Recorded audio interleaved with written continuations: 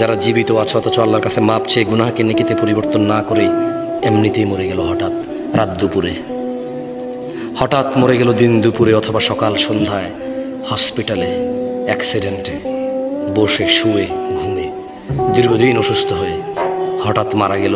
তার গুনাহগুলো গুনাহ রয়ে গেল, এগুলো তার জাহান্নামে যাওয়ার কারণ হয়ে বসবে। অথচ গুনাহগুলোই নেকিতে পরিবর্তন করতে পারতো সে বেঁচে থাকা অবস্থায়। এই যে নিঃশ্বাস চলা অবস্থা যদি বলতো যে ইয়া আল্লাহ আর করব না, তুমি সাক্ষী, আমি করলে তো তুমি দেখবাই, কোথায় করব তোমার থেকে লুকিয়ে।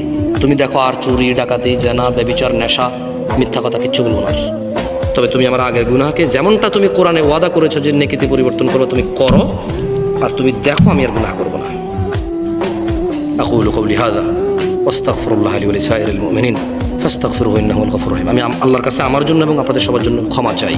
আল্লাহ আমাদের সবার সমস্ত গুনাহকে নেকিতে পরিবর্তন করে ক্ষমা করবেন। আমিন।